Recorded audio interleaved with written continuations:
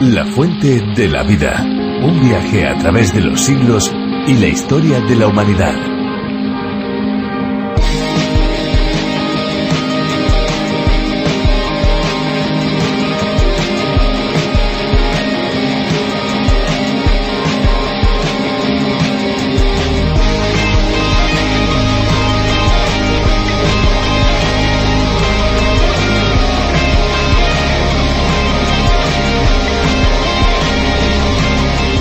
Hola amigos, estamos felices de pasar junto a ustedes, nuestros amigos, los próximos 30 minutos. Esto es La Fuente de la Vida y quien les habla, Esperanza Suárez. Sean muy bienvenidos. Por supuesto, amigos, sean todos bienvenidos, tanto los que nos siguen cada día como los que hoy, por ejemplo, se incorporan por primera vez a nuestra sintonía. Les habla y les saluda Fernando Díaz Sarmiento. Agradecemos tanto el tiempo que ustedes se toman para pasarlo junto a nosotros que les aseguramos nos es imposible describir la sensación que nos produce este encuentro. Un encuentro salpicado de vida, condimentado con mucha alegría y aderezado con el toque especial de la esperanza. Pero no se crean que esto es un espacio culinario, claro que no. Este es un programa que desea compartir el mensaje de buenas noticias, las buenas noticias del Evangelio, las buenas noticias de Jesucristo. La Fuente de la Vida es un espacio que ha sido adaptado y traducido para España por Virgilio Bagnoni, profesor de Biblia y Teología. Nosotros aquí se lo presentamos. Pero que en su versión original es el teólogo John Vernon McGee quien tuvo la idea de este programa denominado A Través de la Biblia y que además hay que decir que se emite en más de 80 países por todo el mundo. Parte de su éxito radica en ello. Tenemos, por cierto, a disposición de todos aquellos que lo deseen y lo soliciten los bosquejos y notas para que puedan seguir cada una de las lecciones y de los libros de la Biblia. Al finalizar nuestro espacio les daremos la dirección electrónica a la que pueden escribir y solicitarlo. Se lo enviaremos completamente gratis. Muy bien, pues ahora, si les parece, amigos, vamos a dar paso a la música. Tenemos una bonita canción preparada ya para ustedes.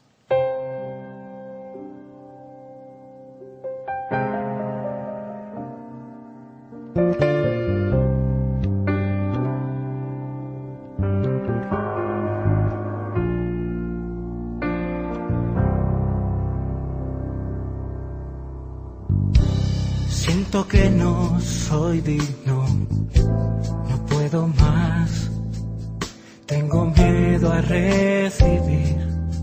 De nuevo, vive como quieras, no me importa lo que hagas, mientras no molestes, aléjate. Todos tenemos lucha, acércate. No temo las demandas. Cuéntame si ya lo has hecho, adiós.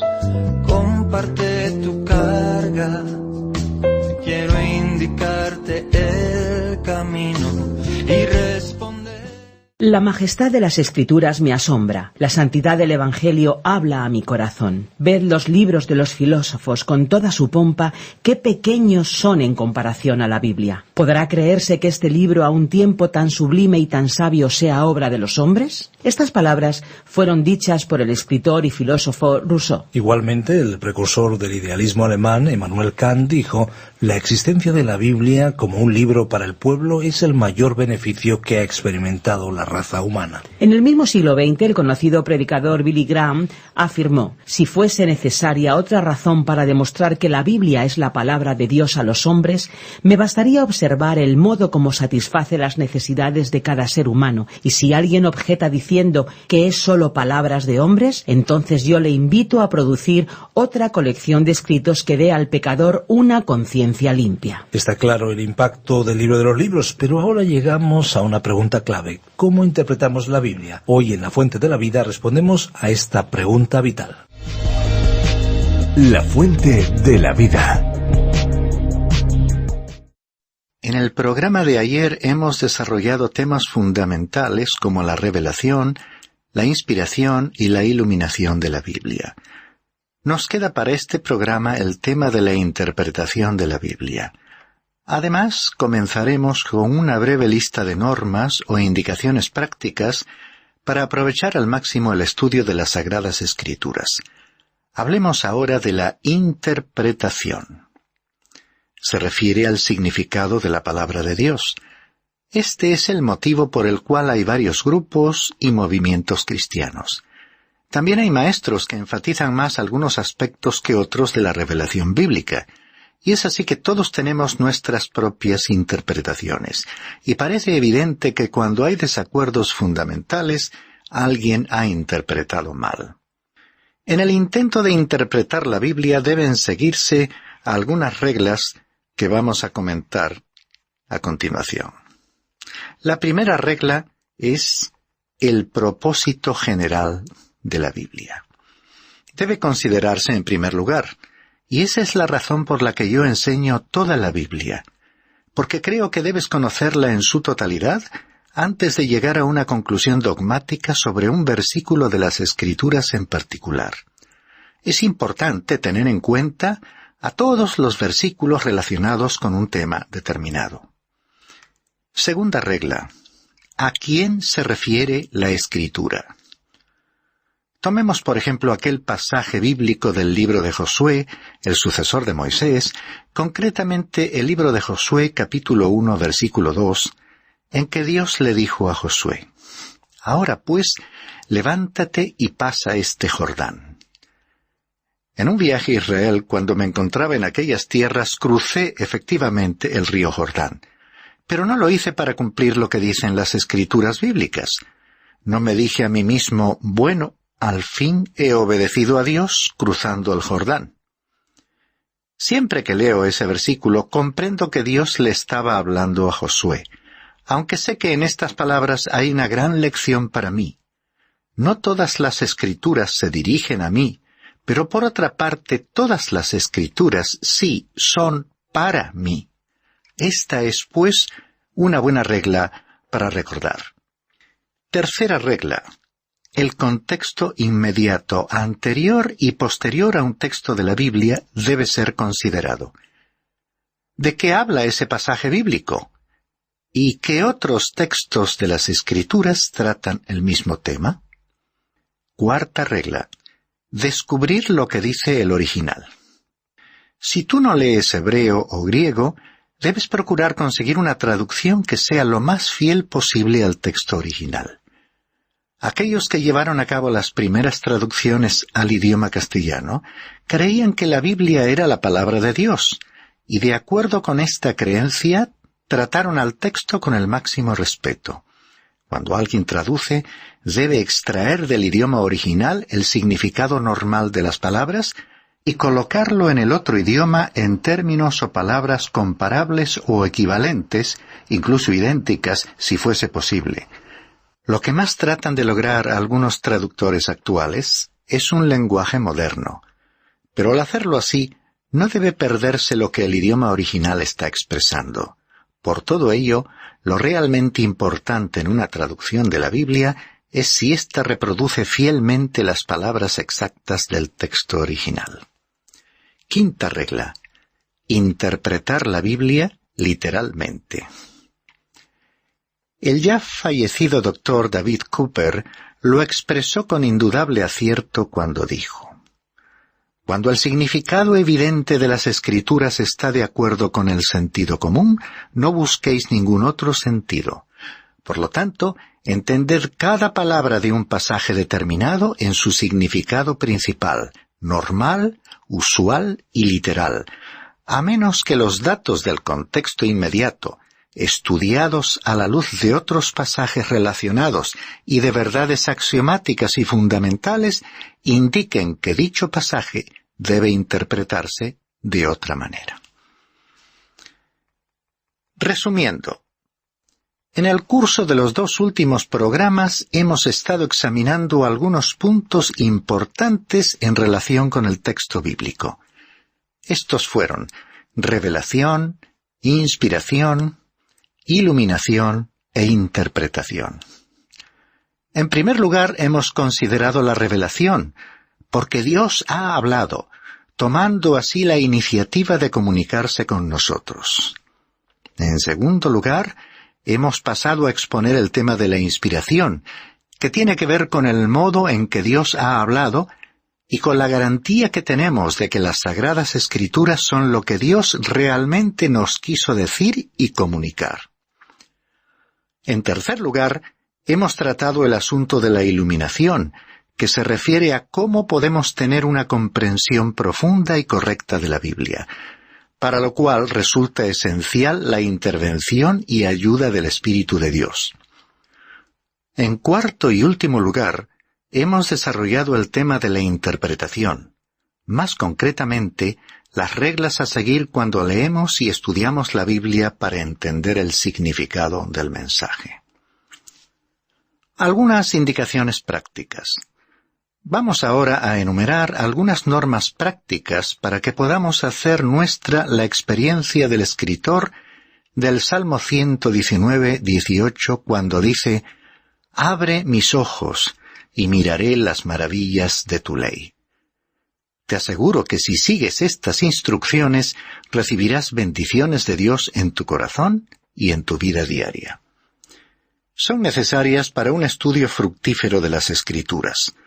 A modo de ejemplo, observo que hoy en día incluso un frasco o una caja que contiene un medicamento, por muy sencillo o poco importante que sea, incluye un prospecto con instrucciones para su uso. Y hasta los aparatos más simples que puedes conseguir en la actualidad añaden indicaciones sobre su funcionamiento. Si así ocurre con cosas tan necesarias como comunes para nuestra vida cotidiana, ciertamente podemos entender que algo tan sumamente importante como la palabra escrita de Dios requiere algunas pautas para su lectura y consideración. Quisiera mencionar 7 recomendaciones básicas o pasos preliminares que podrán servirte como guía en el estudio de la Biblia. Primera, comienza con oración.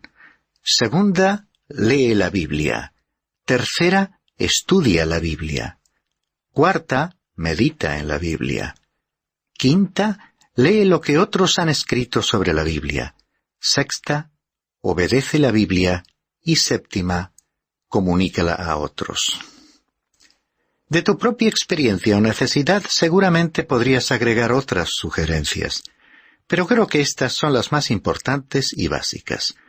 Un escritor lo ha expresado en forma tan breve como convincente cuando escribió: «La Biblia, conócela con tu mente, introdúcela en tu corazón, muéstrala en tu vida, siémbrala en el mundo». Esta es otra forma de resumir lo que a continuación vamos a presentar. La primera norma es: comienza con oración. Tal como vimos al tratar el tema de la iluminación, la Biblia difiere de otros libros en que sólo el Espíritu Santo puede abrir nuestra mente para comprenderla. Tú puedes leer un libro sobre filosofía que, al haber sido escrito por un ser humano, puede ser comprendido por otro. Lo mismo sucede con una obra sobre matemáticas o de cualquier tema. No existe ningún libro escrito por una persona que otra no pueda comprender o asimilar. Pero la Biblia es diferente, porque no puede ser entendida a menos que el Espíritu Santo sea el instructor, y Él quiere enseñarnos. La pura verdad es que el mismo Señor nos dijo: «Él os guiará a toda la verdad», dice Juan 16:13 en su Evangelio. La pura verdad es que el mismo Señor, hablando del Espíritu, nos dijo: «Él os guiará a toda la verdad». Estas palabras son del Evangelio de Juan, capítulo 16 y versículo 13. Cuando abrimos el libro de Dios, necesitamos comenzar con aquella oración del salmista que ya citamos al principio como un lema y como una aspiración. «Abre mis ojos y miraré las maravillas de tu ley», dice el Salmo 119, 18. Cuando el escritor se expresó de esta manera, estaba pensando en el sistema revelado a Moisés. Pero nosotros podemos ampliar esta oración para que incluya a todos los libros de la Biblia. Es así que hoy podemos orar: «Abre mis ojos y contemplaré las maravillas de tu palabra». Cuando el apóstol Pablo estaba orando por los creyentes de la ciudad de Éfeso, no oró por la salud de ellos, aunque puede haberlo hecho en otra oportunidad. Tampoco oró para que obtuviesen riquezas. Y yo no sé si alguna vez realmente oró en tal sentido. Pero la primera oración de Pablo por aquellos efesios quedó registrada en una breve carta en la que les escribió lo siguiente. Por esta causa también yo, habiendo oído de vuestra fe en el Señor Jesús y de vuestro amor para con todos los santos, no ceso de dar gracias por vosotros, haciendo memoria de vosotros en mis oraciones. Dice en Efesios 1, versículos 15 y 16. Ahora bien, ¿cuál fue el motivo de la oración de Pablo? Él lo expresó así, y la cita es de Efesios 1, versículos 17 y 18. Que el Dios de nuestro Señor Jesucristo, el Padre de gloria, os dé espíritu de sabiduría y de revelación en el conocimiento de Él, alumbrando los ojos de vuestro entendimiento, para que sepáis cuál es la esperanza a que Él os ha llamado, y cuáles las riquezas de la gloria de su herencia en los santos. Como podéis ver, la oración de Pablo expresa el deseo de que ellos alcancen sabiduría y comprensión de la revelación del conocimiento de Jesucristo, es decir, que lleguen a conocer la palabra de Dios, y que los ojos de su entendimiento puedan ser iluminados para que sean capaces de comprender, en alguna medida, la esperanza que implicaba el llamamiento que habían recibido de Cristo. Así que esta es la oración del apóstol. Y si alguien alguna vez orase por mí, esto es exactamente lo que yo desearía que esa persona pidiese a Dios por mí. Que mis ojos, más concretamente mis ojos espirituales, pudieran ser abiertos. Y a mí también me agradaría orar por vosotros de la misma manera. Creo que lo más importante en la hora actual, para ti y para mí, es conocer la voluntad de Dios. Y su voluntad está expresada en la palabra de Dios. Y no podemos conocer esa palabra de Dios a menos que el Espíritu de Dios sea nuestro Maestro. Esto es precisamente lo que Pablo dice a los creyentes de la ciudad de Corinto en su primera carta a ellos. En el capítulo 2, versículos 12 y 13 de la primera epístola. Y nosotros hemos recibido no el espíritu del mundo, sino el Espíritu que viene de Dios, para que conozcamos lo que Dios nos ha dado gratuitamente. De lo cual también hablamos, no con palabras enseñadas por sabiduría humana, sino con las enseñadas por el Espíritu, combinando pensamientos espirituales con palabras espirituales. El motivo por el cual hoy en día muchos no reciben nada de la Biblia es simplemente debido a que no están permitiendo que el Espíritu de Dios les enseñe. Por ello insisto en que la palabra de Dios es diferente a cualquier otro libro, porque frente a ella, el ser humano normal, por su propia naturaleza, no puede recibir su verdadero mensaje. Para este ser humano, dicho mensaje resulta ser como una tontería, como algo sin sentido. Dios nos ha concedido el Espíritu Santo para que podamos conocer esas verdades que Él nos entrega gratuitamente. Solo Él puede ser nuestro Maestro. Solamente Él puede tomar la palabra de Dios y transformarla en palabra real y viva para nosotros. Dios quiere comunicarse con nosotros por medio de su palabra escrita. Pero esta es un libro sobrenatural, y Él no se pondrá en comunicación con nosotros en el nivel natural por la sencilla razón de que sólo el Espíritu de Dios puede tomar las verdades de Cristo y revelárnoslas. Observa lo que dice este interesante versículo de las Escrituras. Se trata de 1 Corintios 2:11. Porque ¿quién de los hombres sabe las cosas del hombre, sino el espíritu del hombre que está en él? así tampoco nadie conoció las cosas de Dios, sino el Espíritu de Dios. En una manera muy concisa y comprensible, estas palabras nos muestran el motivo por el que el Espíritu de Dios debe ser nuestro Maestro. Tú y yo, entre nosotros, nos entendemos, pero no podemos comprender a Dios. Sabemos que suele hablarse de una barrera generacional que hace problemática la comunicación entre las diversas generaciones. Pero aunque resulta difícil para una persona mayor y para un joven ver las cosas desde el mismo punto de vista, todos podemos comunicarnos unos con otros porque somos seres humanos.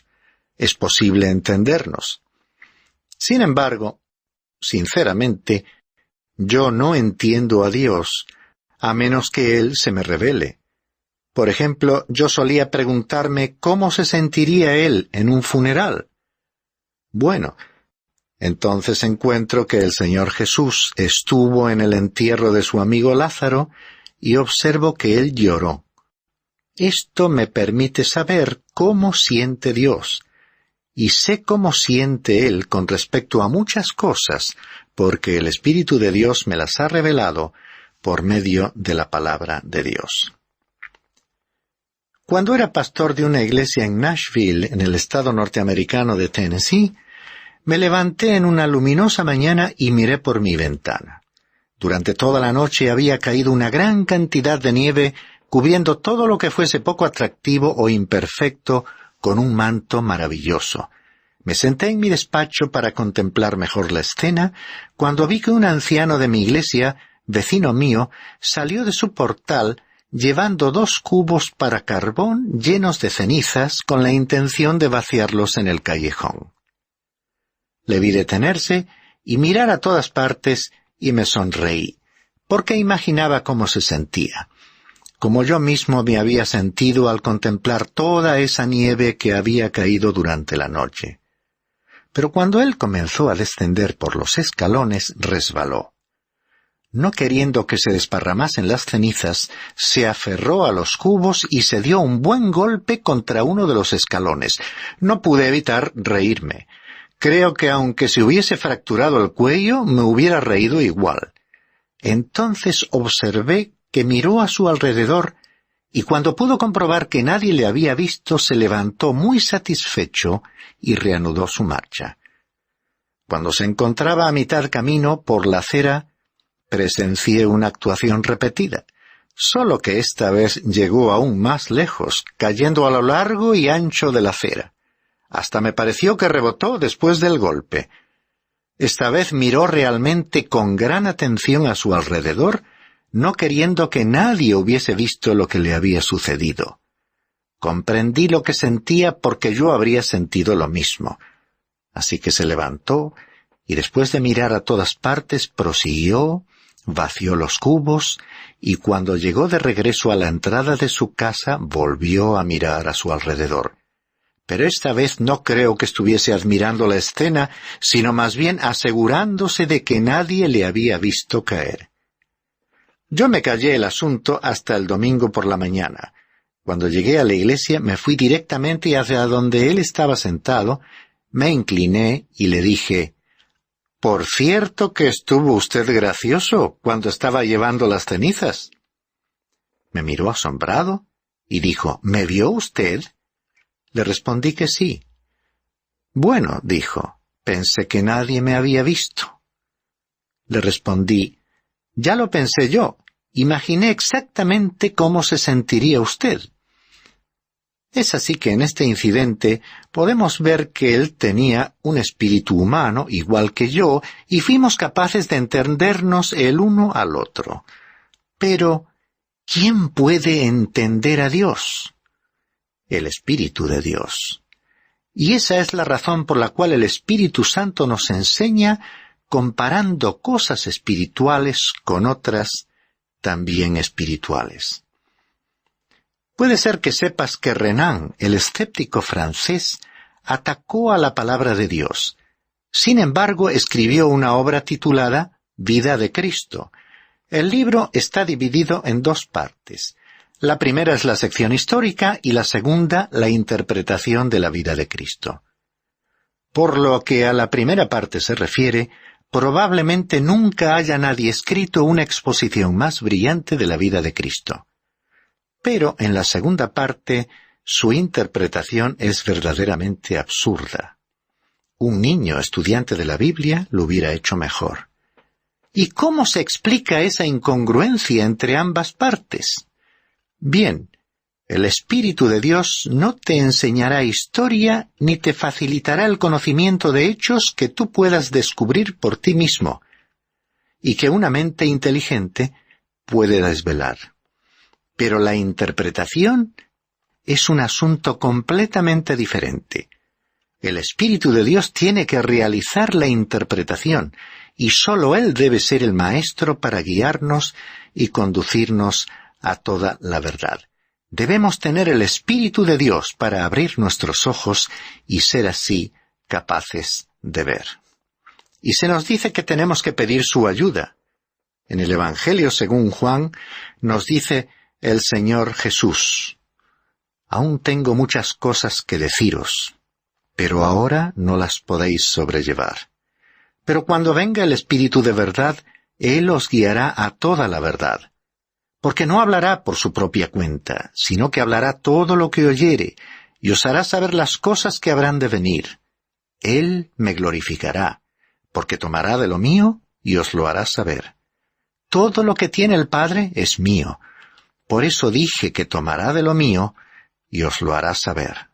Todavía un poco y no me veréis, y de nuevo un poco y me veréis, porque yo voy al Padre». He leído estas palabras del Evangelio según Juan, capítulo 16, versículos 12 al 16. Así que el Señor Jesús está diciendo que tenemos que preguntar. Él tiene muchas cosas para nosotros y ha enviado al Espíritu Santo para que sea el Maestro. Otra vez dice en el mismo libro y el capítulo 14. Mas el Consolador, el Espíritu Santo, a quien el Padre enviará en mi nombre, Él os enseñará y os recordará todo lo que os he dicho. Amigo mío, el Espíritu Santo es el Maestro, y Él debe ser el que nos conduce y guía a toda la verdad. Si alguna vez has aprendido algo a través de mi programa de estudio bíblico, no será porque este humilde predicador haya sido el Maestro, sino porque el Espíritu de Dios está revelándote la palabra de Dios. Esta es entonces la primera norma: comenzar con oración y pedir al Espíritu de Dios que sea tu maestro. En este programa hemos tratado, pues, el tema de la interpretación. A continuación comenzamos con la primera de 7 normas o indicaciones prácticas. Esta primera sugerencia nos ha estimulado a comenzar con oración todo contacto con la palabra de Dios. En nuestro próximo programa proseguiremos con estas normas para aprovechar al máximo el estudio de la Biblia.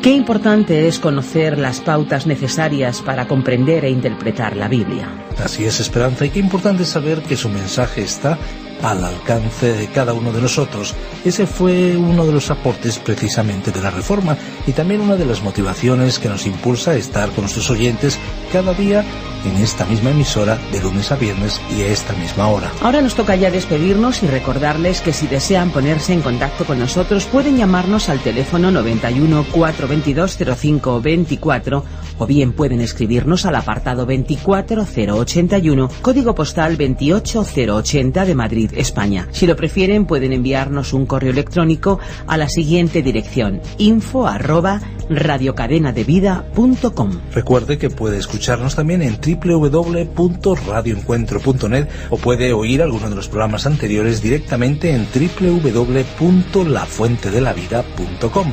Gracias por acompañarnos en esta aventura y no olvide que hay una fuente de agua viva que nunca se agota. Beba de ella. Este ha sido un programa de Radio Transmundial Producido por Radio Encuentro, Radio Cadena de Vida.